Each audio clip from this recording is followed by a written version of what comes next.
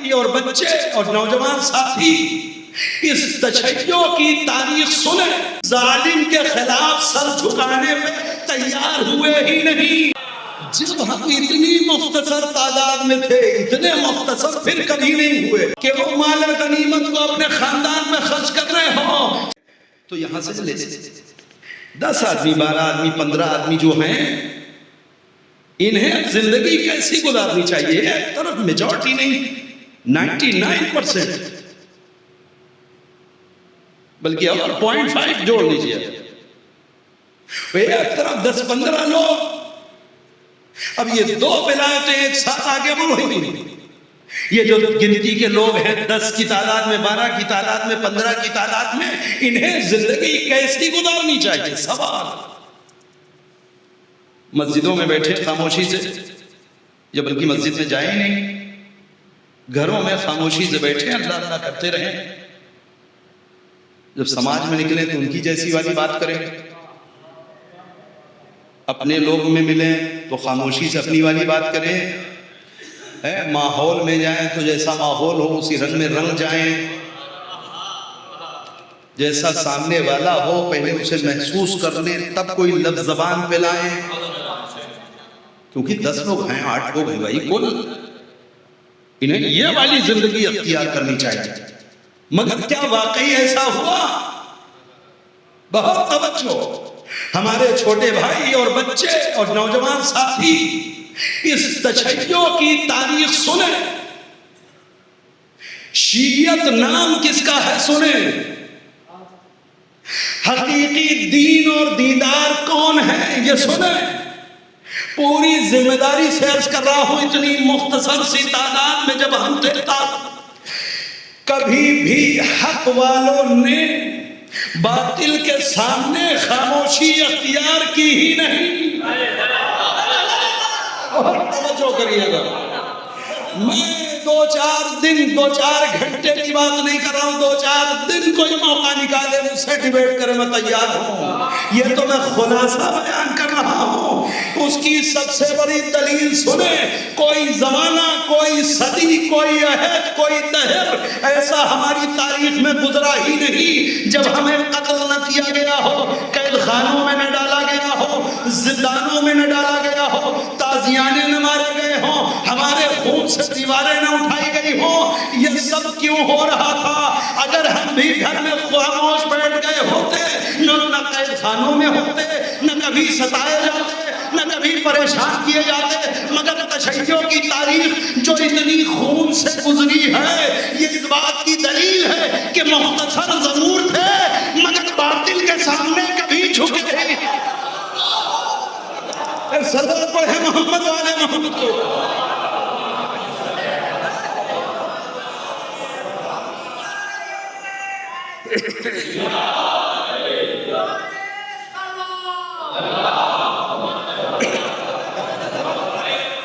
تاریخ کو ایک رخ سے دیکھا اور پڑھا اور پڑھایا اور بتایا گیا ہے ہمیں آج تک کہ تشیع کی تاریخ مظلوموں کی تاریخ ہے۔ ہم ہسٹری میں ہمیشہ مظلوم رہے، 100% درست،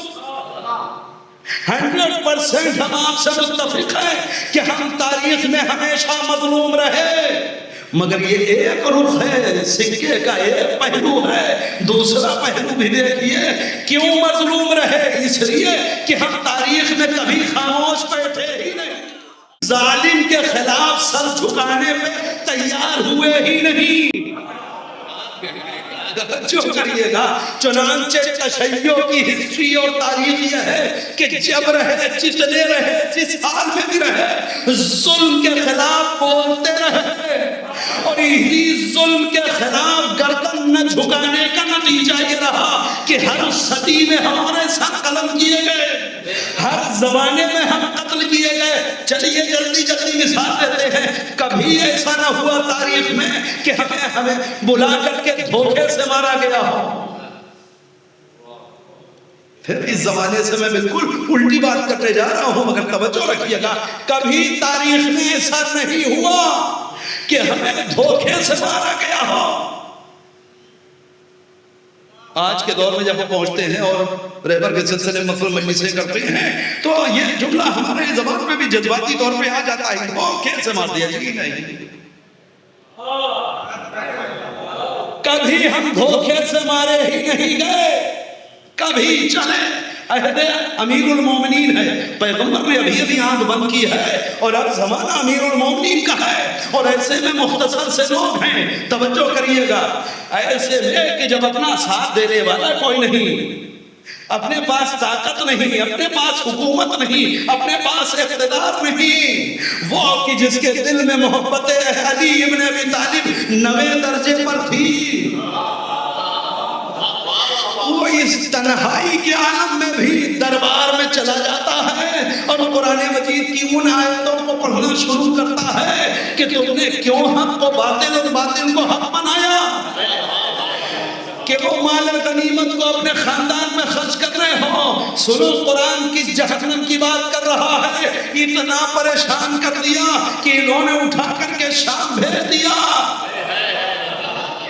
اسی مدینے میں اور بھی لوگ تو رہ رہے تھے نا، یہ ابو ذر کو مدینے سے کیوں نکالا جا رہا ہے؟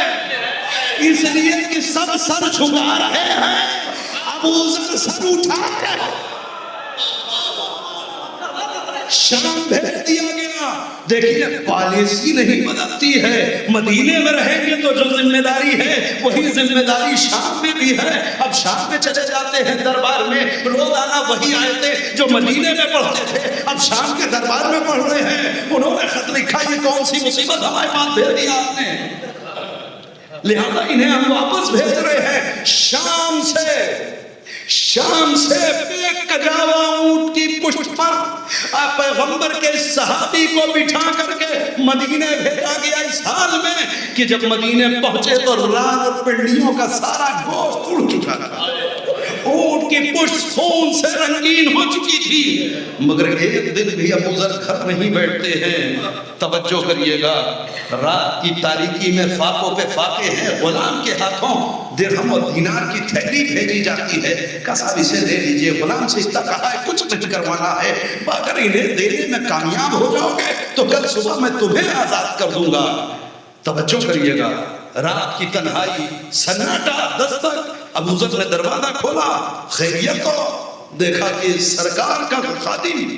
کا یہ حضور نے آپ کے لیے تحفہ بھیجا، یہ کیا ہے؟ درہم و دینار سے بھری ہوئی تھیلی، خیریت تو ہے؟ کہنے نہیں آپ نیک ہیں، اللہ والے ہیں، صحابی پیغمبر ہیں، یہ آپ کی مدد کے لیے حکومت نے آپ کو الگ سے ایک وظیفہ دیا ہے۔ جناب ابو ذر پوچھتے ہیں کہ یہ بتاؤ ایسی تھیلی کیا مدینے کے ہر گھر میں بھیجی گئی ہے؟ کیا ایسی تھیلی مدینے کے ہر گھر میں؟ ارے کیا بات ہے، سب کی اور آپ کی برابری بھلا، کہاں وہ لوگ کہاں آپ، یہ تو خاص آپ کے لیے ہے۔ توجہ کریے گا، دروازہ بند کرنے لگا ابو ذر، مجھے اس کی کوئی حاجت نہیں ہے، مجھے اس کی کوئی حاجت نہیں، واپس لے جاؤ۔ جب دیکھنے لگا غلام کی اب ہار رہا ہے اور یہ قبول نہیں کرتے تو اس نے ایک جذباتی اور ایموشنل کانٹا پھینکا کہ اس میں پھنس جائے گا یہ مذہبی آدمی، اس میں پھنس جائے گا۔ ارے سرکار آپ تو جانتے ہی انہوں نے وعدہ کیا ہے اگر آپ نے اسے لے لیا تو وہ ہمیں غلامی سے آزاد کر دیں گے، تو اگر آپ یہ کام کر لیتے تو ایک کام اور ہو جاتا، تھیلی لوگ دے کے غلام آزاد کرتے ہیں، آپ تھیلی لے کے غلام آزاد کر دیجئے۔ جواب سنیے، ابو ذر کہتے ہیں کتنا اچھا مشورہ دے رہے ہو، تھیلی لے لوں تاکہ تم آزاد ہو جاؤ، میں غلام ہو جاؤں، میں غلام ہو جاؤں، میں کل سے سر نہ اٹھا پاؤں۔ توجہ کریے گا، تھیلی واپس کر دی گئی۔ اب ابو ذر مدینے سے نکال کے ربضہ بھیج دیے گئے، غربت کے عالم میں، بھوک و فاقے کے عالم میں تڑپ تڑپ کر کے اس پوری فیملی نے دم توڑ دیا، مگر دھوکے سے نہیں مارے۔ بہت توجہ کریے گا بچوں، میں آپ کو کوئی بات سمجھانا چاہ رہا ہوں، تھوڑی توجہ کر لیجئے، دھوکے سے نہیں مارے گئے، آپشن تھا، چاہو تو جان بچا سکتے ہو۔ ایک لفظ بول رہا ہوں جو ہر جگہ ساتھ ساتھ میری مجلس میں چلے گا، یعنی ابو ذر کسی بند گلی میں نہیں پھنسے تھے، راستہ کھلا تھا، چاہتے تو دوسرا راستہ اختیار کر کے جان بچا سکتے تھے اور عیش کی زندگی جی سکتے تھے۔ صرف سر ہی تو جھکانا تھا نا، مقاومت کو ختم کرنا تھا نا، ریزسٹنس کے راستے کو چھوڑ دینا تھا، مگر ابو ذر نے دوسرا راستہ اختیار کر لیا، زندگی کے راستے کو چھوڑ دیا، آگے بڑھ گئے۔